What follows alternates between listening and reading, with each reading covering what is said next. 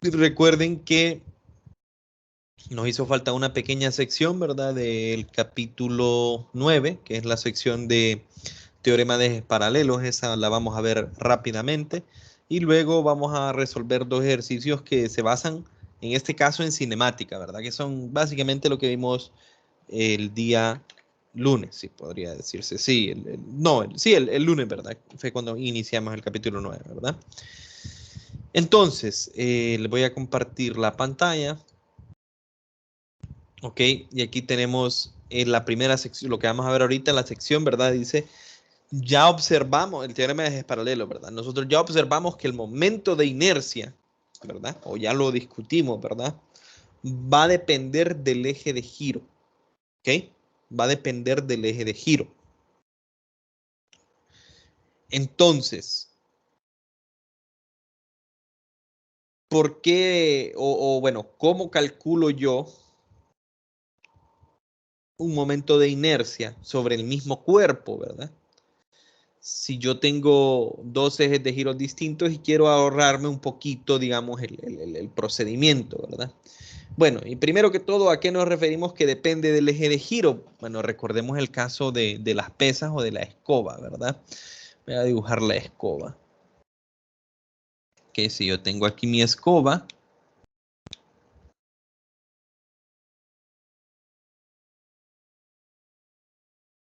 ¿ok? Y yo digo, voy a girar la escoba alrededor de un punto que pasa por aquí, la giro en esta dirección, digamos.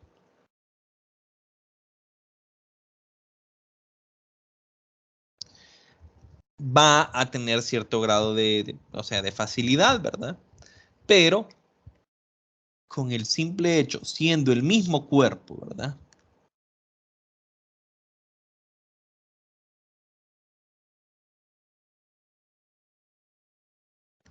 Con el simple hecho de que yo cambie mi eje de giro aquí, se me va a dificultar más hacer mover la escoba en ese lado de la derecha. ¿Por qué? Porque lo que ha cambiado es, ok, aquí tengo un momento de inercia, que le vamos a llamar, en este caso, digamos, I1. Y aquí vamos a tener otro momento de inercia, I2. ¿Por qué? Al final no solo nos importa cuánto es la masa del cuerpo que estamos intentando calcular el momento de inercia, también me importa cómo está distribuida esa masa, ¿verdad? ¿Ok? Entonces el teorema de ejes paralelos es un teorema extremadamente sencillo, muchachos.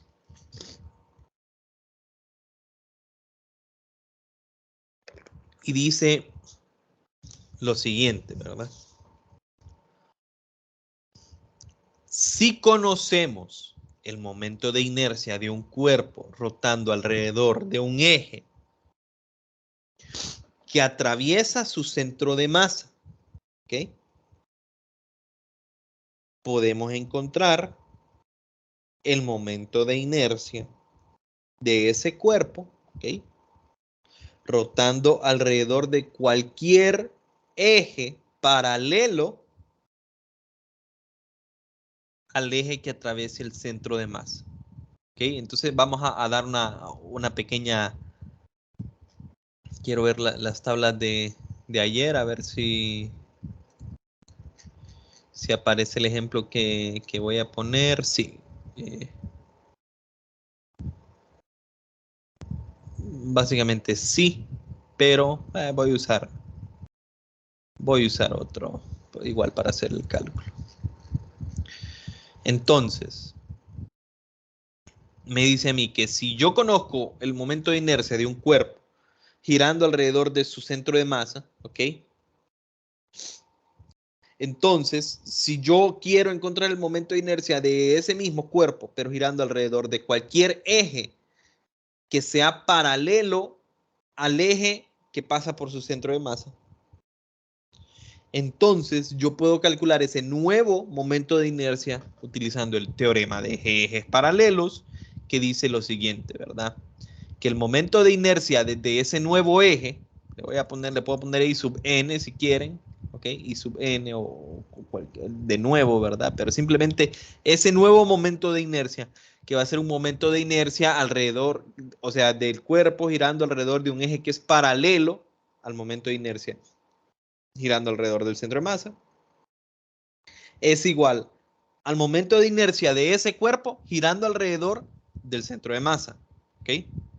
Más la masa del cuerpo por la distancia al cuadrado que hay entre los dos ejes paralelos, ¿verdad? Entonces, ¿qué es lo que... eso es lo que dice, ¿verdad? El teorema es para literalmente eso y el cálculo es bien sencillo, ¿verdad? Porque me están diciendo, si yo conozco cuánto cuánto vale esto, yo puedo encontrar este para cualquier eje que sea paralelo al eje que consideramos acá. Entonces, por ejemplo, digamos que yo tengo una placa, que hay una placa y una placa uniforme, ¿verdad?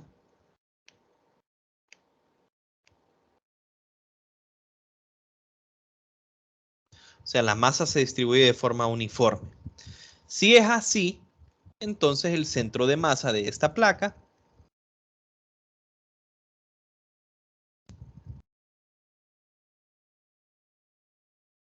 es, este es el centro de masa, ¿verdad? El centro de la placa.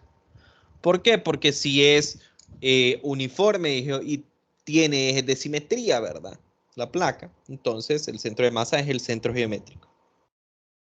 Entonces, básicamente lo que me está diciendo es, ok, si yo vengo y yo conozco el momento de inercia de ese cuerpo, ¿verdad? Primero voy a copiar esto. Si yo conozco, por ejemplo, el momento de inercia que tiene esta placa cuando gira alrededor de un eje que atraviesa el centro de masa, ¿ok? Digamos, girando así. Si yo conozco este, le voy a llamar I sub Cm porque es un momento de inercia de un eje que atraviesa el centro de masa, ¿ok? Si yo conozco ese, entonces yo puedo calcular el momento de inercia de cualquier, o sea, de ese mismo cuerpo girando alrededor de cualquier eje que sea paralelo a este, ¿verdad? Entonces, digamos, yo el que conozco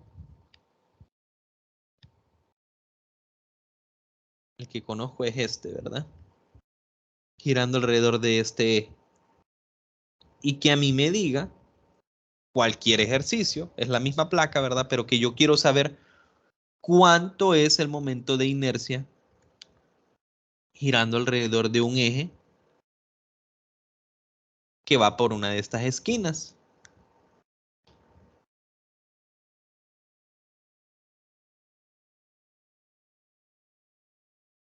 ¿Cuánto es este I? Entonces, básicamente, la única condición que tiene que cumplir este nuevo eje es que sea paralelo al eje que yo ya conozco, bueno, al eje del momento de inercia que yo ya conozco. En este caso, los dos ejes son paralelos, ¿verdad? Entonces, ¿cómo calculo yo este I? Me dice, bueno, ese nuevo I va a ser igual al ICM, asumiendo que nosotros ya lo conocemos, ¿verdad? Más la masa de la placa por D cuadrado. Y D va a ser la distancia que se mide de forma perpendicular, ¿ok? Entre los ejes. O sea, no la voy a medir así, ¿verdad?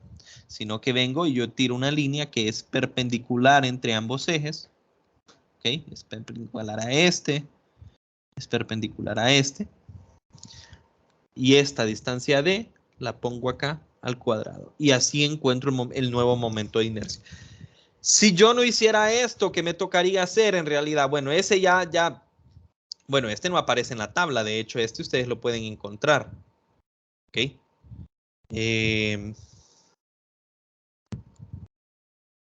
Y vamos a...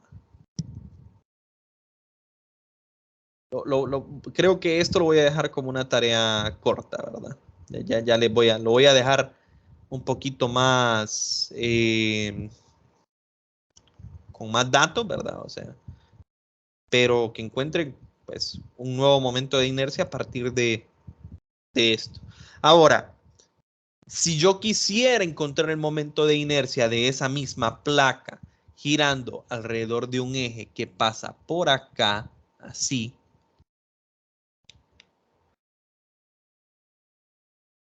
asumiendo que el único dato que tengo es este, el momento de inercia girando de esta forma, y a mí me digan cuánto vale este I2, yo no puedo hacer I2 es igual a ICM, asumiendo que ICM es ese de acá, ¿verdad? Más M por una D al cuadrado. ¿Por qué no puedo hacer eso? Porque este eje y este eje no son líneas paralelas, ¿verdad? Solo, de ahí viene el nombre, solo aplica para líneas paralelas. ¿Significa que no puedo utilizar el teorema de ejes paralelos para esa? No. Significa que si yo quiero utilizar el teorema de ejes paralelos para este eje, lo que yo ocupo es un eje paralelo a este eje que pase por el centro de masa. O sea, sería un eje que pasara así a lo largo de la línea del plano, ¿verdad? Acá, este, y se me prima. Y ahí sí podría aplicarla. ¿Ok? ¿Por qué? Porque este eje y este eje son paralelos y este eje pasa por el centro de masa. Entonces, esa es la única condición que yo tengo que ver. ¿Y cómo mediría la distancia? De nuevo, perpendicular entre ambos ejes, tiro una línea que es, o bueno, trazo una línea que es perpendicular, en este caso sería una línea que iría directamente aquí al centro, ¿verdad? Para que fuera perpendicular. Y esa sería la nueva D. Eso es literalmente todo. ¿Y qué es lo que nos ahorramos? No ir a que si no conocemos, si conocemos ese momento de inercia, que hay un montón que salen en la tabla. De hecho, este sale en la tabla.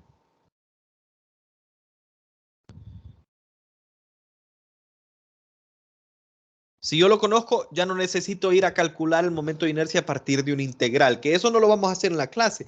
Pero si no, o sea, si no lo tuviéramos, digamos, eso es lo que nos tocaría, hacer una integral para encontrar ese momento de inercia. Y bueno, nosotros podemos hacer un ejemplo. Yo voy a hacer así, de manera similar. Ustedes van a tener que hacer la tarea corta que voy a dejar después. Pero digamos, esto ya podemos confirmarlo nosotros porque salen los dos datos en la tabla. ¿Ok? Salen ambos datos en la tabla. Entonces, fíjense bien. La tabla. Ah, bueno, y otro tip, ¿verdad? Digamos que yo conozco cuál es el momento de inercia por cualquier cosa, ¿verdad? Que la tabla me dé este momento de inercia y yo quiero conocer este, pues simplemente me voy al teorema de ejes paralelos y despejo para ICM, ¿verdad? No hay ningún problema. Ok. La tabla me dice a mí, o me da,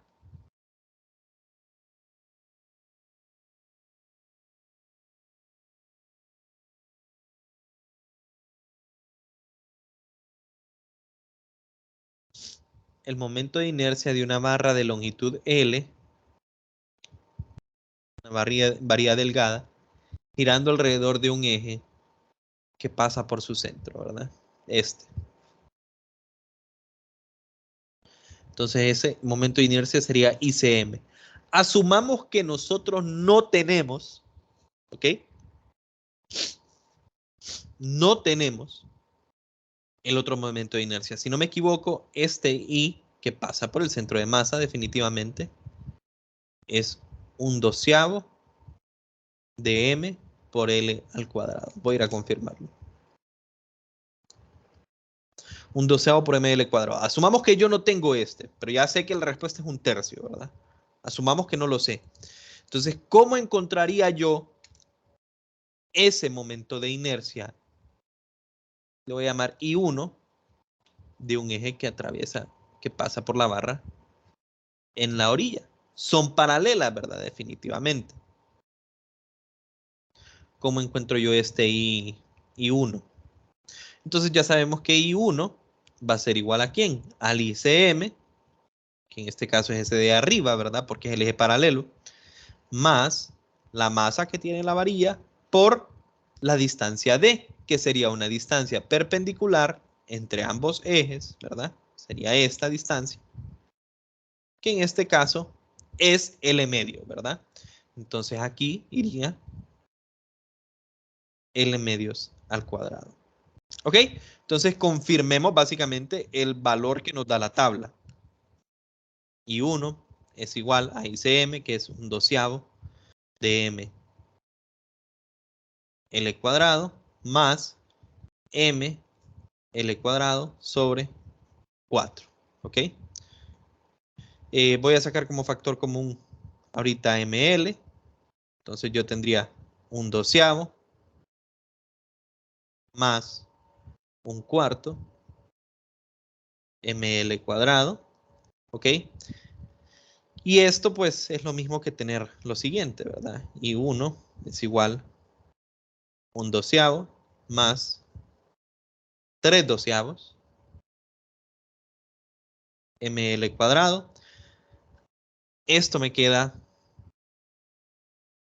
y 1 igual a 4 doceavos ML cuadrado. O en otras palabras, ¿verdad?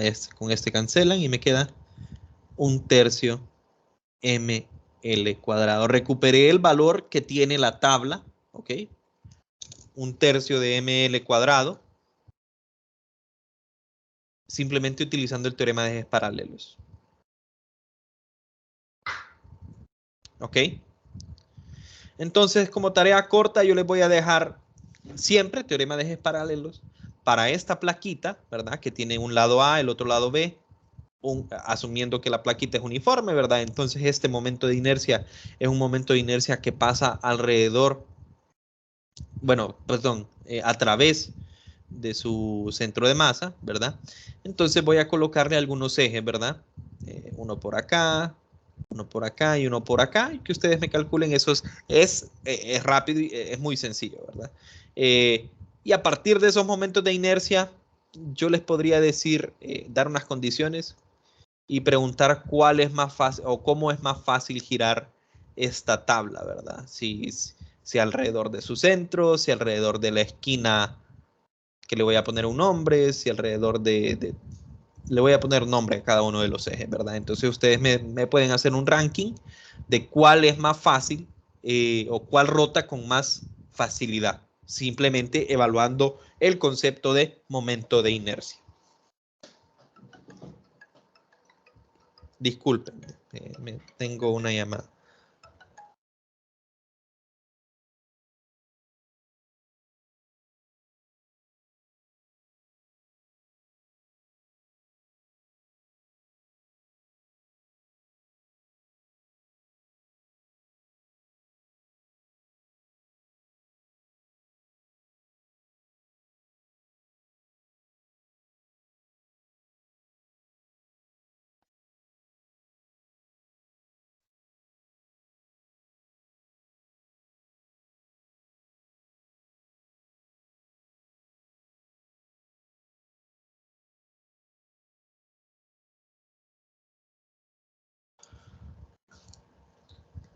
Ok, entonces, sí, les voy a dejar una variación de eso que acabo de hacer.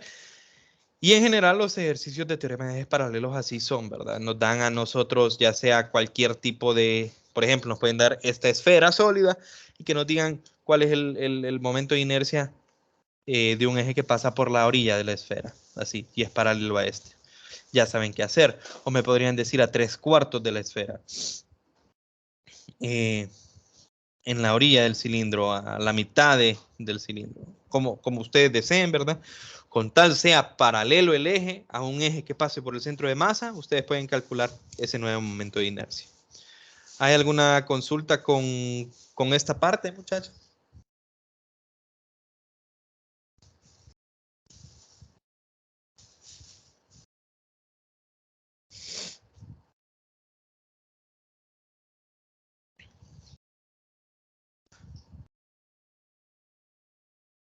Ok, vamos a pasar a ejercicios, ¿verdad? Fíjense bien que va a ser básicamente lo mismo.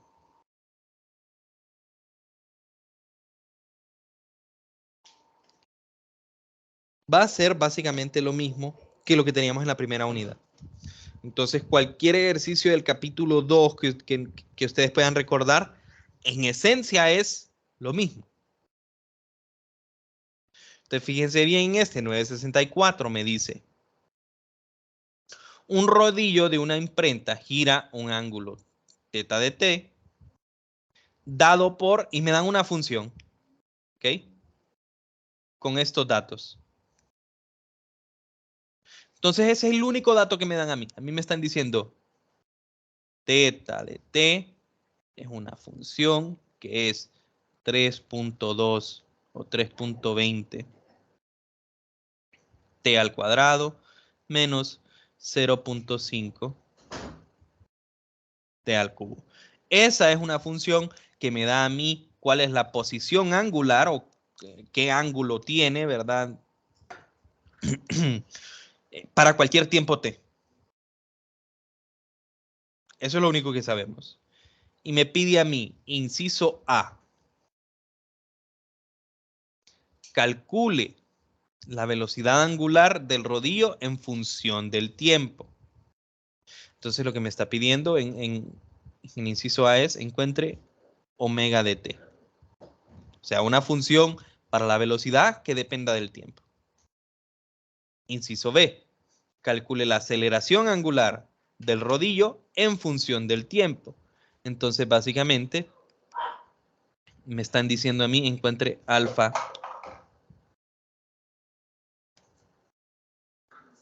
de t. Entonces, cuando me dicen en función del tiempo, me están diciendo a mí, calcule cuál es esa función, ¿verdad? ¿Cuál es la función omega que depende del tiempo? ¿Cuál es la función alfa que depende del tiempo? Vamos a cambiar un poquito. En el inciso A, vamos a agregar una pregunta. ¿Cuál es la velocidad angular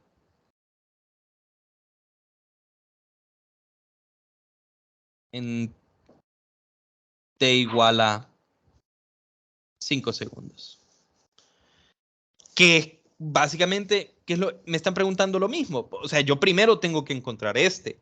Y luego, ¿qué es lo que hago? Evalúo mi función omega z en t igual a 5. Y lo mismo podría hacer este, ¿verdad? ¿Cuál es la aceleración angular en el tiempo 10? Cualquier cosa se les puede ocurrir aquí a ustedes, ¿verdad? Pero simplemente sería evaluarlo, ¿verdad?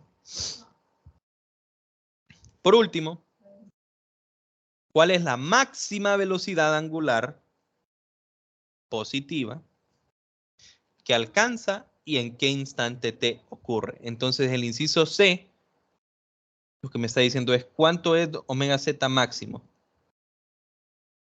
Tiene que ser una cantidad positiva, ¿ok? Y cuándo ocurre esto. También ya lo hicimos en la primera unidad. Entonces vamos a encontrar. ¿Qué es lo primero? Me piden la función de la velocidad angular con respecto al tiempo. Entonces, ¿qué debo hacer? Bueno, simplemente tenemos que recordar, ¿verdad? Que nosotros sabemos que la velocidad angular, ok, en general la velocidad angular yo la puedo encontrar como la derivada de la función de posición con respecto al tiempo. Y así de sencillo es esto, ¿verdad? Entonces, para este primer inciso, o sea, nosotros solo ocupamos derivar la función de posición. Entonces, esto es 3.2 t cuadrado derivado con respecto al tiempo me da 2 por 3.2, 6.4 t menos esta, ¿verdad? Es 0.5 t al cubo, baja el 3 y me queda 1.5, ¿verdad? Por t al cuadrado. Y esto de acá es una función de velocidad, porque es la derivada, y si se fijan, depende del tiempo.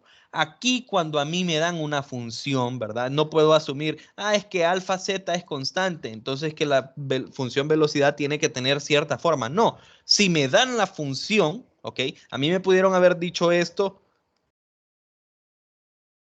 más el seno de 2pi t, ¿verdad? Y esto nunca me va a quedar una forma lineal, nunca vamos a tener un alfa z constante. Así que si me dan la función de posición o cualquier función de cualquiera de los otros, de las otras variables que a nosotros nos interesan, simplemente derivan o integran según lo que ustedes necesiten, ¿verdad? Y esa función, que es el inciso A, me da a mí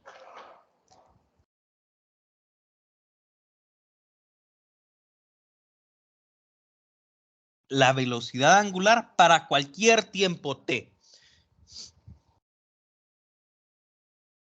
Entonces, por ejemplo, si a nosotros nos hubieran dicho, así como yo modifiqué en ρ, ¿cuánto es la velocidad angular en t igual a 5 segundos? ¿Qué es lo que tendrían que hacer? Fíjense bien, muchas veces yo siento que evalúan los 5 segundos acá y luego no sé exactamente qué hacen, pero no hay necesidad. O sea, lo primero que tendrían que hacer es encontrar cuánto es omega z dependiendo del tiempo. ¿Qué es esto? Encontrar la derivada. Una vez que encuentran la función, ustedes simplemente hacen su cálculo, ¿verdad? Y sería 6.40 por 5 menos 1.50 por 5 al cuadrado.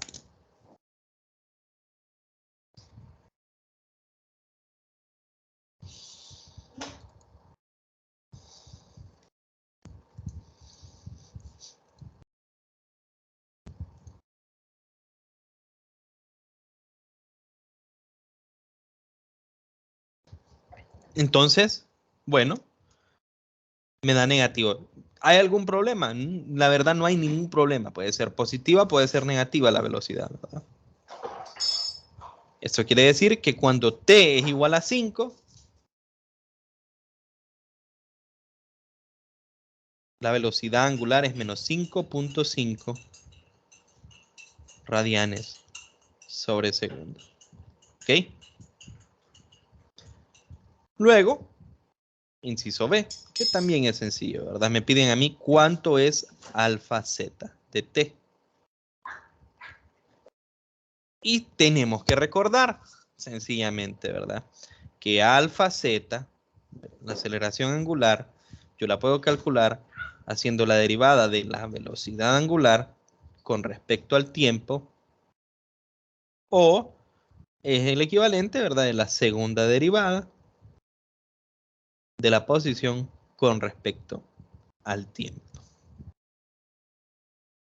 Bueno, yo ya tengo cuánto es omega z de t, ¿verdad? Pero al final viene de esto, ¿verdad? Aquí ya derivé la posición una vez con respecto al tiempo. Si la vuelvo a derivar, me va a dar la aceleración angular.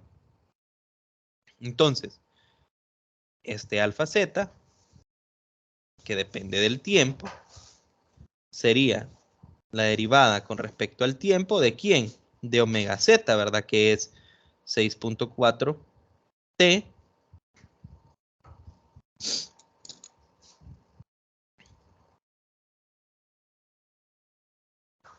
6.4t menos 1.5 t cuadrado. Al derivar esto, lo que me queda es, ¿ok? 6.4, correcto, menos 3t. De nuevo, no me queda una aceleración constante. La aceleración depende del tiempo y no hay absolutamente ningún problema, ¿verdad? Esa sería mi función de aceleración angular con respecto al tiempo.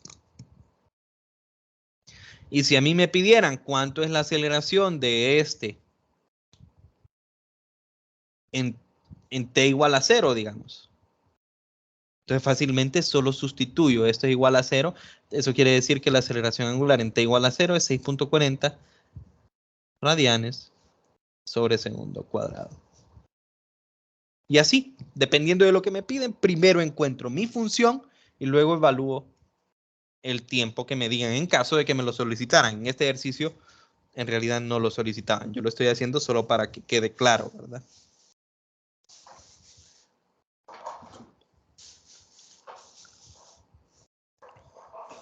Ok.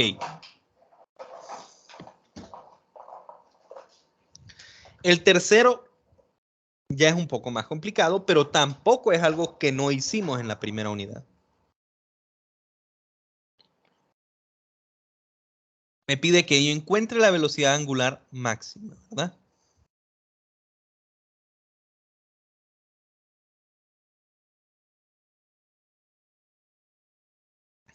Y me piden que sea positiva, ¿verdad? Pero eso usualmente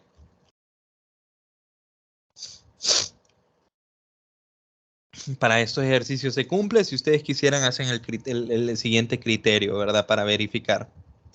Entonces me piden que omega z, ¿ok? Que es una función, ¿verdad? Que ya la tengo, sea máximo, que la maximice, que la optimice, ¿verdad? Máximo. Y bueno, el recordatorio, ¿verdad? Bueno, ¿qué pasaba cuando a mí me piden algo, una maximización o una mínima, bueno, una optimización se dice, ¿verdad? Bueno, si yo tengo una función f de x y yo quiero saber cuándo f es máximo o mínimo, ¿qué es lo que hago? Yo derivo mi función f de x con respecto a mi variable y la igualo a 0, ¿ok? Esto, al resolver para x, me da el valor de x, digamos, le voy a llamar x sub m.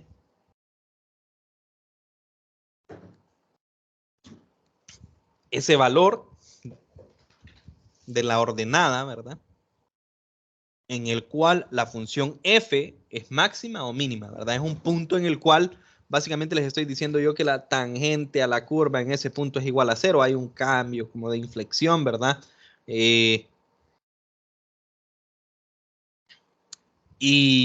va a ser ya sea una cima, ¿verdad? Un máximo o un mínimo. Entonces, una vez que yo obtengo este valor de x sub m, ¿verdad? Simplemente para encontrar ese máximo o mínimo, evalúo mi función original en ese valor.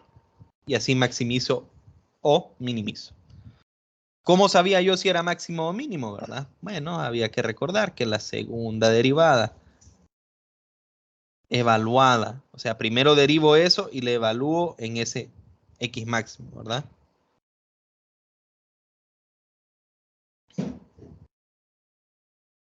Podía ser positiva, negativa o cero.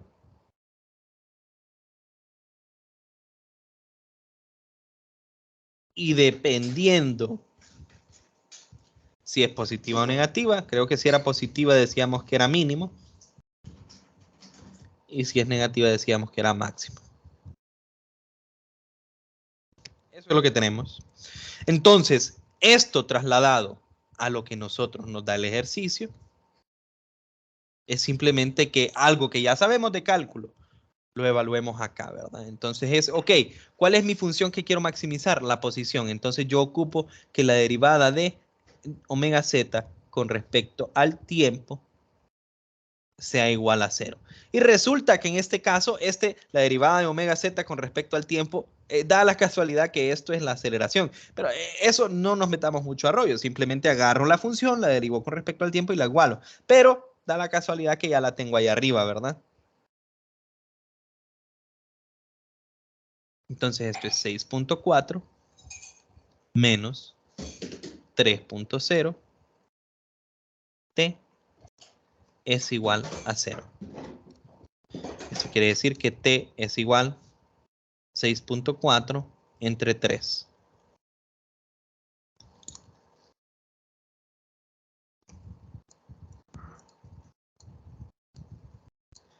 Y me da 2.13.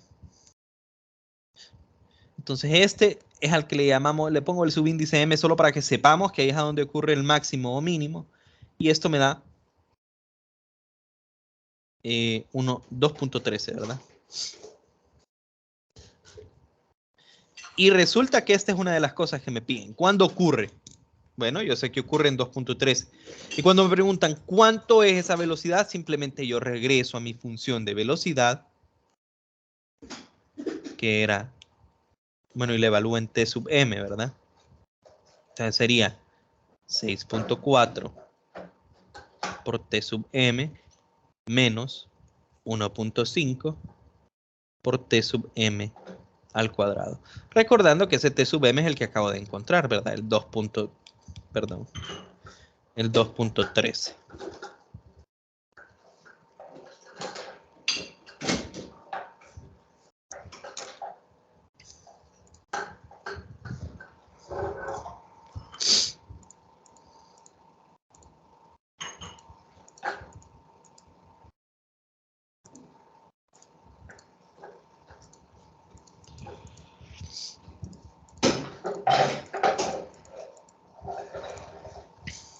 Me da 6.826, 6.83.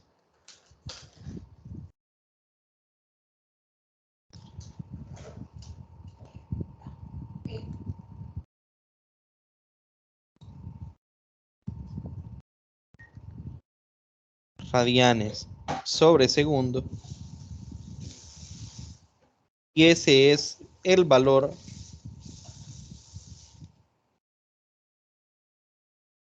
máximo, ¿verdad? Si ustedes se fijan acá, omega z es una, se puede ver fácilmente, ¿verdad? Omega z es una función cuadrática, ¿verdad? Que tiene negativo en el cuadrado, entonces al final, bueno, y tiene un término lineal, en realidad eso no recuerdo exactamente cómo modifica la fórmula, pero en general tiene una forma así, ¿verdad? Entonces va a ser máximo, ¿verdad? Como sabemos. Ustedes pueden ir a hacer la segunda derivada. La segunda derivada básicamente lo que me daría sería lo siguiente, ¿verdad? Derivo esto y me queda un valor positivo.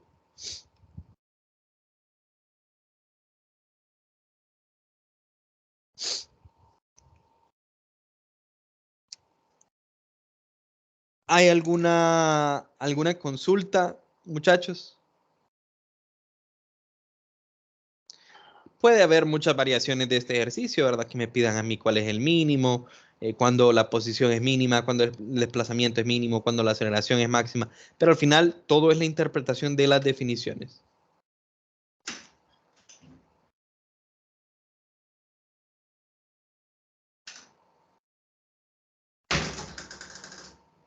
Vamos a ir a este ahora.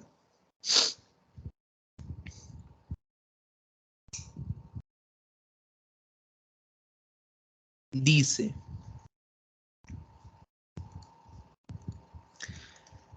el volante de alta velocidad de un motor giraba a 500 RPM cuando se interrumpió la alimentación eléctrica. Se interrumpió la alimentación eléctrica. El volante tiene una masa de 40 kilogramos y un diámetro de 75 centímetros. El motor no recibe electricidad durante 30 segundos. ¿Ok? En ese lapso, el volante disminuye su velocidad por la fricción en los cojinetes de su eje, realizando 200 revoluciones completas. ¿Ok? Eso es lo que me han dado de datos. Inciso A. ¿Con qué rapidez está girando el volante cuando se restablece la alimentación eléctrica? O sea, justo después de esos 30 segundos. ¿Ok?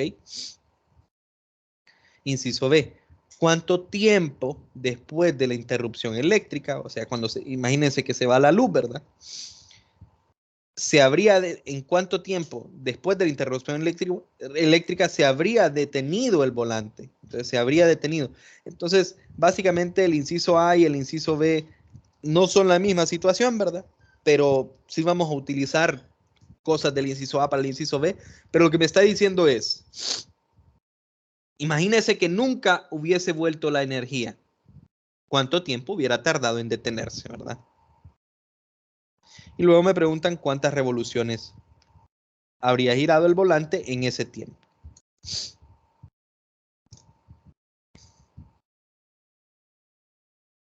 Entonces hay que ir a ver primero los datos que nos dan. El volante gira a alta velocidad, giraba con 500 RPM. Como les dije, usualmente en los datos a nosotros nos van a dar una velocidad. Este caso, esta es una velocidad inicial, ¿verdad? Porque es el dato inicial y es 500 RPM. ¿Ok? 500 revoluciones por minuto. Pero bueno, nosotros no trabajamos en revoluciones por minuto, ¿verdad? Entonces, en general, esto yo lo puedo transformar con un facilito, ¿verdad? 2pi sobre 60. Y eso me queda en radianes sobre segundo. Entonces, 500 por 2 por pi entre 60. 50 tercios de pi, 52.36.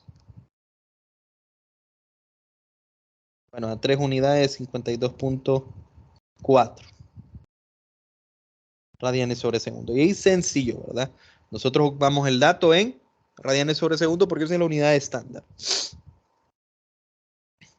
Luego me dicen a mí, la masa es de 40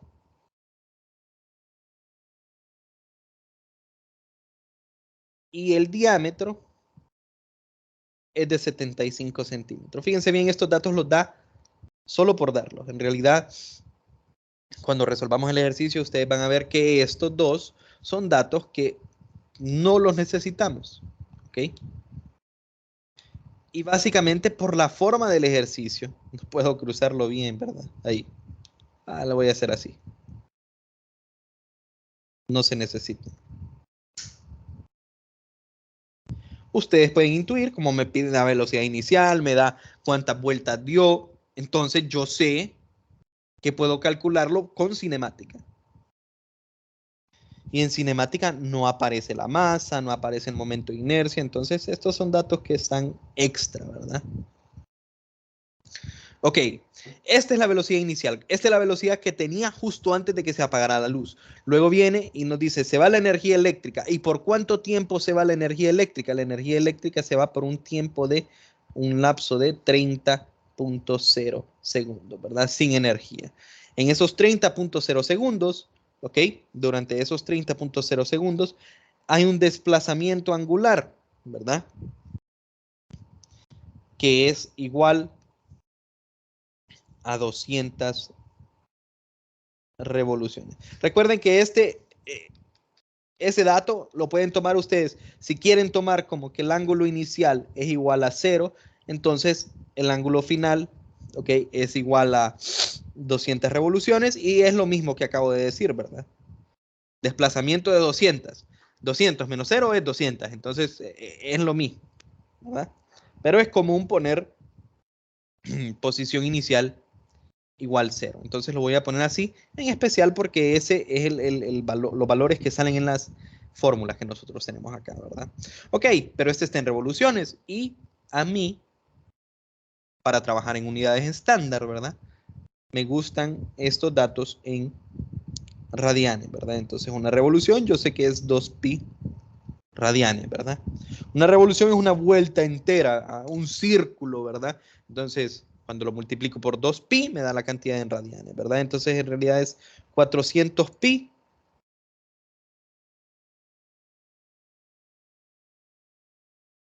1256.6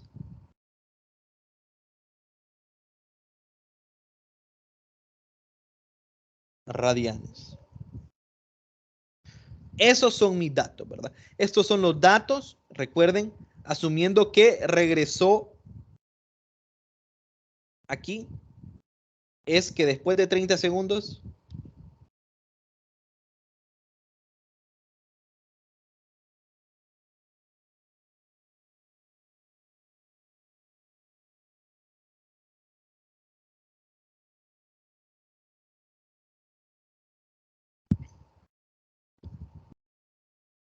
regresa la energía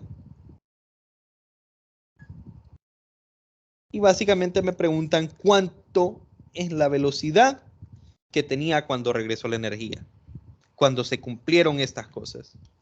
Y bueno, la lógica, ¿verdad? Si ese volante está conectado a la energía eléctrica, cuando se va la energía eléctrica ya no hay nadie dándole esa energía, ¿verdad? Entonces ya no hay nadie que lo esté haciendo girar, así que eventualmente va a empezar a girar más lento hasta que se detenga. Entonces está acelerando, pero de forma negativa, ¿verdad? Porque estamos perdiendo velocidad.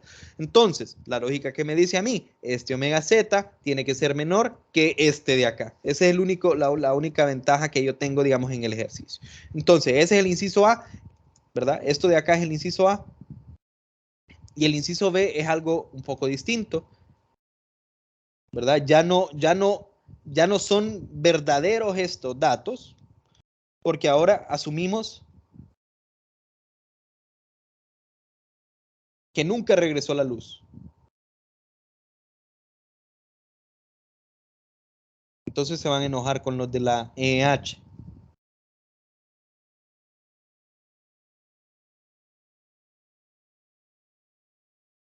Y me preguntan, ok, ¿cuánto tiempo? No es tiempo lo que me piden, ¿verdad? Me preguntan, sí, ¿cuánto tiempo? Ok, ¿cuánto es el tiempo? De tal forma que entonces mi velocidad final es igual a 0. De tal forma que ya se detuvo. O sea, vengo yo se va la luz y empieza a girar, girar y girar. Va a dar vueltas, ¿verdad? Va a dar vueltas hasta que se detenga. ¿En cuánto tiempo se detiene? ¿Y cuántas vueltas dio? ¿O cuánto es teta? ¿Se fijan? Sí ocupamos un dato, pero no exactamente estos. Entonces vamos a resolver ahora, ¿verdad? Ok, solución. Entonces el inciso 1, o A, mejor dicho, es el más sencillo, ¿verdad? ¿Qué es lo que me está diciendo a mí? Yo tengo todos esos datos. Yo tengo T, yo tengo omega sub 0 Z, no los voy a volver a apuntar. Yo tengo T, yo tengo teta sub 0 y yo tengo teta, y estos son datos. ¿Y qué ocupo yo? Omega Z. Ese es mi incógnita. Entonces, básicamente voy a buscar cuál de estas, ¿verdad? Porque al final yo puedo resolver todas estas preguntas con estas ecuaciones, ¿verdad? ¿Por qué? Porque es movimiento con aceleración constante. Aquí asumo al libro le falta un poco, ¿verdad? Digamos, de confirmarnos que en efecto el movimiento es con aceleración constante, pero si ustedes estuvieran resolviéndolo y vieran el libro, verían que este 915 pertenece a esa sección. Entonces es de lógica que tienen que resolverlo con esto, ¿verdad? Entonces básicamente voy a ver yo en qué ecuaciones aparece omega z. Aparece en esta y en esta. ¿Ok? Entonces, una de esas tres ecuaciones voy a utilizar. Imposible resolverlo por acá. ¿Por qué? Porque ahí no apareció omega z. Entonces, ¿de dónde voy a sacar omega z, verdad? Luego, miro yo en dónde aparecen las variables que yo tengo. Entonces, por ejemplo, yo tengo omega sub 0 z y tengo t, pero me hace falta este. No lo tengo, entonces no puedo utilizar eso. Vamos a ver este. También aparece la aceleración, a pesar de que yo tengo velocidad inicial, posición final, posición inicial. No puedo resolver porque no tengo alfa z. Por lo menos no puedo resolver de forma directa. No estoy diciendo que no se pueda resolver, porque fácilmente ustedes encuentran a partir de estas ecuaciones, pueden encontrar cuánto es alfa z y luego utilizarla, pero es más largo, ¿verdad? Y revisando la última, este lo tengo y también lo tengo. Entonces, este es nuestro ganador, ¿verdad? Para el inciso A, ese es nuestro ganador. Entonces yo tengo, ¿qué ecuación? Teta menos teta sub 0, que esto recuerden es lo mismo que delta teta, ¿verdad? Desplazamiento angular,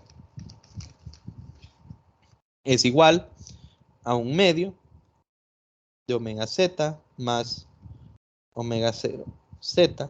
Los puse al revés, pero es lo mismo, ¿verdad? Porque es una suma por el tiempo. Y ahora pues hay que despejar, ¿verdad? Entonces, esto es 2 veces teta menos teta sub 0 sobre t es igual a omega z más omega 0 z. O omega z es igual a 2 veces teta menos teta sub 0 sobre t menos omega 0 z. Y ahora solo sustituimos, ¿verdad? Yo sé que teta es 1256.6. Este es 0, este es 30 y este es 52.6, ¿verdad? 4. Sustituyo, ¿verdad? Y evalúo. Esto me queda 2 por 1256.6 menos 0 entre 30 y a eso le resto 52.4. Me da 31.37, 31.4, ¿verdad? Con el redondeo.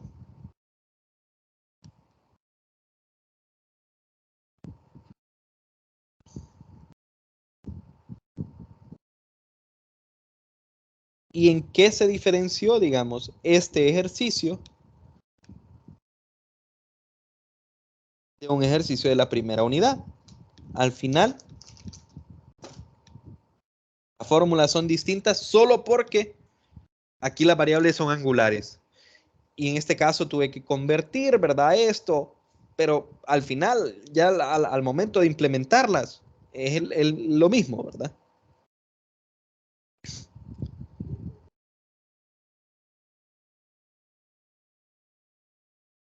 ¿Hay alguna consulta, muchachos?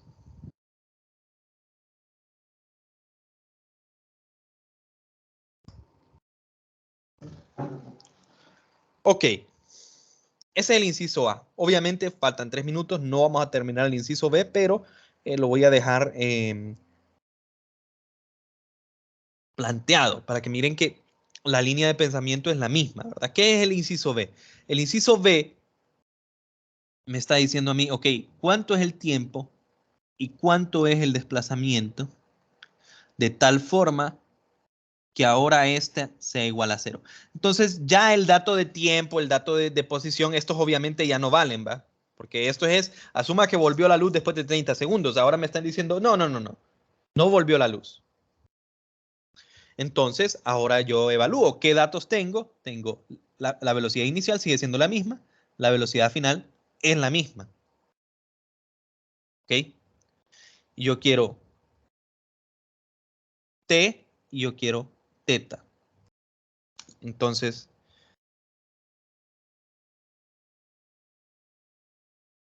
estos son datos y estas son las que quiero encontrar. Entonces hago la misma evaluación, ¿verdad? Entonces ahora, ¿cuál es el detalle? Tiempo, ya no lo tengo, ahora es incógnita. Vamos a borrar.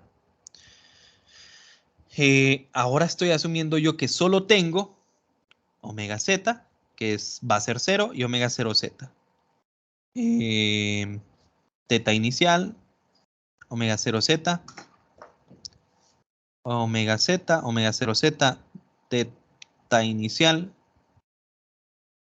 teta inicial, este.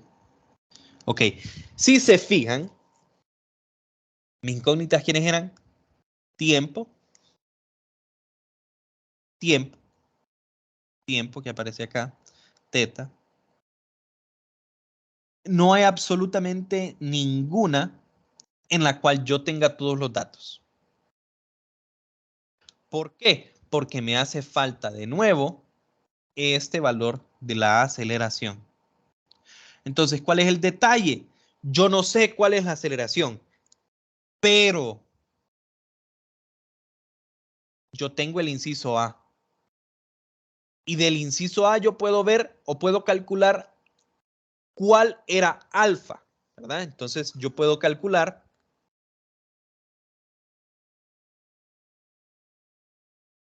alfa z con datos del inicio, perdón, datos del inciso A. Tomando en cuenta que en el inciso A ya tengo yo cuánto es omega z en 30, ¿verdad? Porque ya lo calculé.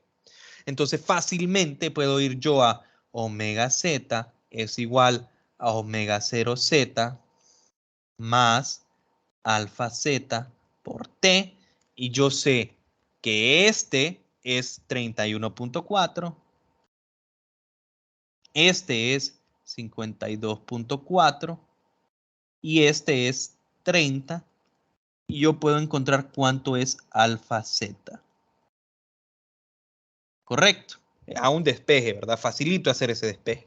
Una vez que yo tengo alfa z, fíjense bien, está bien sencillo, porque ya teniendo alfa z, a partir de este, con los datos del inciso B, puedo encontrar cuánto es ese tiempo. ¿Ok? Y a partir de cuál otro. Este, con los datos del inciso B, ahora que ya tengo alfa z, puedo encontrarlo, ¿verdad? Solo se lo voy a volver a ejemplificar aquí, ¿verdad? Yo tengo Para esto es, lo voy a poner aparte, ¿verdad? Por eso, esto, ese alfa z, la aceleración, es la desaceleración que tenía porque no hay energía. Entonces, es la misma desaceleración que la del inciso A. Ahora, me están diciendo a mí, ok, ya sé yo estos datos, pero ¿qué hubiera pasado si yo quiero esto? Entonces, ahora vuelvo a evaluar, ¿verdad? Entonces hago omega, lo voy a poner naranja, omega z igual omega 0z más alfa z por t. Y ahora este ya lo tengo. Este es igual a 0 y este igual a 52.4. Entonces yo puedo hacer fácilmente mi despeje, ¿verdad? Que alfa z vale omega z menos omega 0z entre, perdón, no es alfa z, es t, ¿verdad? Entre alfa z, que lo encontré con los datos del inciso A. Y aquí encuentro esto. Y de forma similar, agarro esta de acá, omega cuadrado igual a omega 0z,